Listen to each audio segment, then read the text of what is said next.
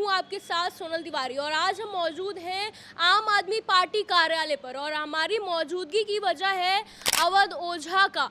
आप पार्टी में जो जुड़ना हुआ है, जो अवध ओझा ने अपनी राजनीतिक करियर की शुरुआत की है आप पार्टी से, तो इस पर हम काफ़ी अहम मुद्दों पर बात करेंगे। तो चलिए ये वीडियो शुरू करते हैं। हमारे साथ मौजूद हैं शिव कुमार सर और हम आज इनसे काफ़ी चीज़ें ऐसी बात करेंगे, काफ़ी मुद्दों पर ऐसी बात करेंगे जो आप ज़रूर जानना चाहेंगे। तो सर, जैसे कि अवध ओझा ने आप पार्टी के साथ अपनी करियर की शुरुआत की है, राजनीतिक करियर की शुरुआत कर दी है, तो ऐसे में मैं आपसे पूछना चाहूँगी कि जैसे कि हम सब जानते हैं कि लोकसभा चुनाव के दौरान अवध ओझा की जो ये राजनीतिक करियर की बात चलती थी वो बीजेपी से हो रही थी कि बीजेपी से वो चुनाव लड़ सकते हैं, लेकिन फिर देखा गया कि अब वो आप पार्टी से जुड़ चुके हैं। तो इस पर क्या लगता है आपको कि पहले कहीं बीजेपी, कांग्रेस और अब आप क्यों? देखिए, अवध ओझा का राजनीतिक टेस्ट ऑलरेडी था। वो कई जगह बोल चुके हैं कि ये राजनीति में तो उन्हें जाना ही जाना है। जैसा कि अभी आपने खुद कहा कि लोकसभा चुनाव में भाजपा की बात हो रही थी और उन्होंने खुद भी खुलासा किया कि वो कांग्रेस से भी टिकट मांग रहे थे, फूलपुर इलाहाबाद की सीट से। लेकिन उसके बाद उनको जब कहीं टिकट नहीं मिला तो उनको मायावती ने भी उनको ऑफर किया, लेकिन वो बसपा से लड़ना नहीं चाहते थे। लेकिन अब अगर बात करें तो अवध ओझा ने आम आदमी पार्टी से आज शुरुआत कर दी 2 दिसंबर को। ये अपने आप में एक चौंकाने वाला निर्णय है, क्योंकि अवध ओझा जो हैं वो आम आदमी पार्टी से चुनाव लड़ने की बात कर रहे हैं। और ऐसे में देखा जाए तो अवध ओझा ने जो शुरुआत की है वो दिल्ली में केजरीवाल के साथ शुरू की है। तो आम आदमी पार्टी की 2 जगह सरकारें हैं, पंजाब में है, दिल्ली में है, और काफ़ी मुखर होकर आम आदमी पार्टी हमलावर रहती है। अवध ओझा की अगर हम बात करें तो अवध ओझा इस पूरे की पूरी अगर राजनीतिक विरासत देखी जाए तो अवध ओझा को कोई स्पेस चाहिए था। उन्हें पता था कि भाजपा और कांग्रेस उन्हें आसानी से लेने वाली नहीं है, वहाँ पर नेताओं की एक लंबी खेप है। आम आदमी पार्टी है जहाँ अभी भी उनके पास स्पेस है, चाहे वो दिल्ली हो और चाहे वो उत्तर प्रदेश हो। दोनों जगह पर आम आदमी पार्टी में अवध ओझा के लिए काम करने के लिए खूब मैदान खाली पड़ा है। अवध ओझा चूंकि एक मोटिवेशनल स्पीकर हैं, इसलिए अगर देखा जाए तो उनके फॉलोअर्स बहुत हैं, जिसका पूरा लाभ आम आदमी पार्टी को मिल सकता है। और शायद यही कारण है कि आम आदमी पार्टी ने उनको लेकर के आई, और जिसमें संजय सिंह का बहुत बड़ा रोल है, जो कि यूपी के प्रभारी हैं, और वो चाहते भी हैं कि अवध ओझा आम आदमी पार्टी से चुनाव लड़ें। फिलहाल तो भविष्य के गर्त में कि वो क्या करते क्या नहीं करते, लेकिन एक चीज़ देखा जाएगा कि अवध ओझा को लाने के बाद वो कितने फायदेमंद हो सकते हैं। बिल्कुल बिल्कुल, मैं आपसे यही पूछना चाहती हूँ कि केजरीवाल के लिए, आप पार्टी के लिए अवध ओझा क्या फायदेमंद साबित होंगे आने वाले समय में? देखिए, अगर प्रथम दृष्टा देखा जाए तो अवध ओझा उनके लिए उत्तर प्रदेश में भी फायदेमंद है और दिल्ली में भी फायदेमंद है। उत्तर प्रदेश में इसलिए कि उत्तर प्रदेश में आम आदमी पार्टी का कोई बहुत अच्छा ग्राउंड लेवल पर स्ट्रक्चर खड़ा नहीं है, संगठन खड़ा नहीं है, लोग उनके पास है नहीं है। संजय सिंह अकेले एक क्षत्रिय चेहरे थे, इसलिए कोई और चेहरा भी चाहिए था जो उनके साथ अन्य जातियों को जोड़ सके। तो उसमें कोई इतना बड़ा चेहरा नहीं था जिसके लोग जुड़े। लेकिन अब अगर अवध ओझा आते हैं तो ये माना जाता है कि अवध क्षेत्र में जो 14-15 जिले होते हैं, जैसे अयोध्या हुआ, आपका गोंडा, बलरामपुर, बहराइच, श्रावस्ती, सुल्तानपुर, यहाँ पर अवध ओझा अच्छा कर सकते हैं। दूसरी बात अगर बात करें तो अवध ओझा के पास जो यूपीएससी के एग्जाम देने वाले छात्र हैं उनका एक बड़ा लंबा नेटवर्क उनके पास है। बता दूं आपको, 2 लाख से ज़्यादा लोग उनसे इंस्टाग्राम, सोशल मीडिया पर जुड़े हुए हैं। वही मैं कह रहा हूँ कि उनके फॉलोवर्स बहुत हैं, बहुत चीज़ें हैं, लेकिन उसका फ़ायदा हो सकता है दिल्ली के चुनाव में। दिल्ली हब है इस समय यूपीएससी एग्जामिनेशन की।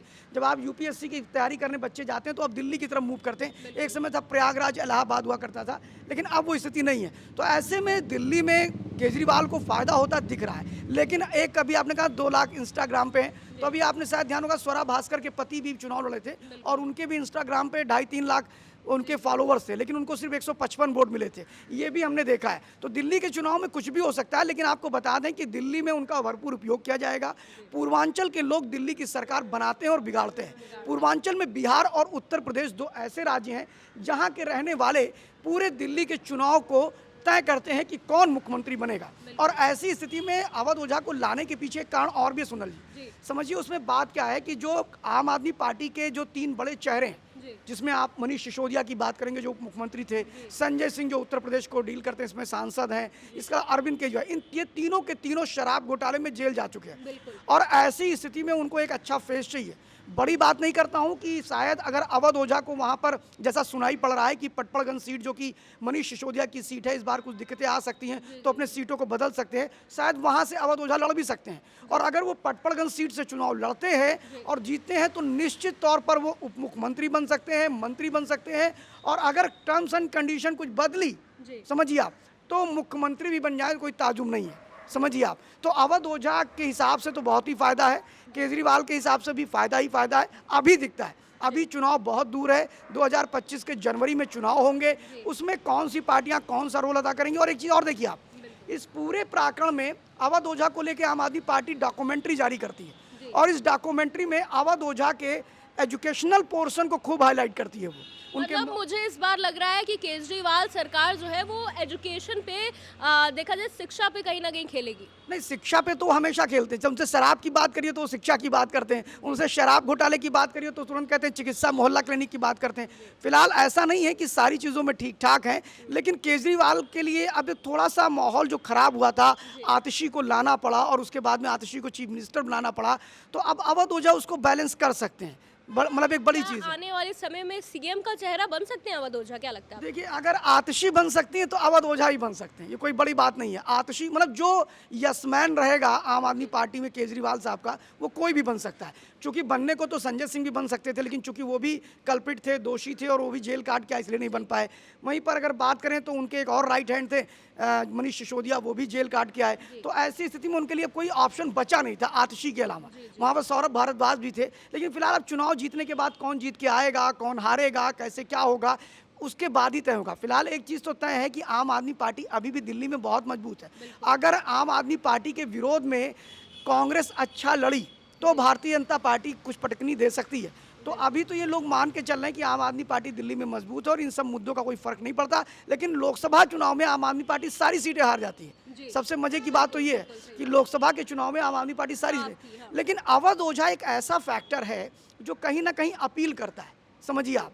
और यूथ जो है वो अवध ओझा को अब अपना आइकॉन मानता है, अवध ओझा को बहुत कुछ। अब देखना ये है कि कहीं वो स्वरा भास्कर के पति वाला हाल ना हो जाए कि इंस्टा में 2.5 लाख उनके फॉलोअर्स हों और वोट उनको 155 मिले।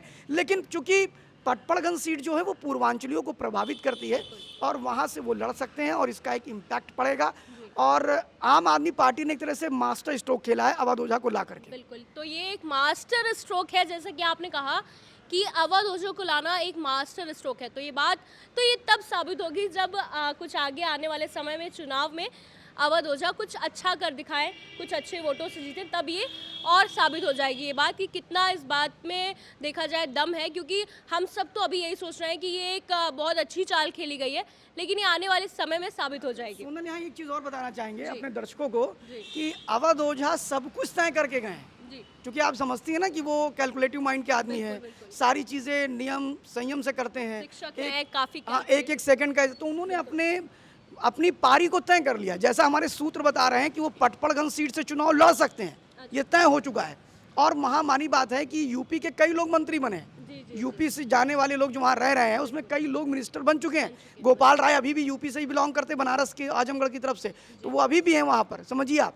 तो अवध ओझा भी मिनिस्टर बन सकते हैं अगर आम आदमी पार्टी सत्ता में आती है तिबारा तो। बिल्कुल, तो जैसा कि आप जानते हैं तो ये काफ़ी देखा जाए दिलचस्प बातें थी जो हर किसी के मन में ये सवाल थे, तो उनका हमने आपको जवाब दिया है, बिल्कुल सॉलिड चीज़ें आपको बताई हैं। और हम एक बात और कहना चाहेंगे कि जैसे कि आने वाले समय में हम बात कर रहे हैं कि अवध ओझा मिनिस्टर बन सकते हैं, तो इस पर आपकी क्या राय है कमेंट बॉक्स में ज़रूर बताइएगा। मिलते हैं अगले वीडियो में, देखते रहिए लाइव यूपी न्यूज़ 24।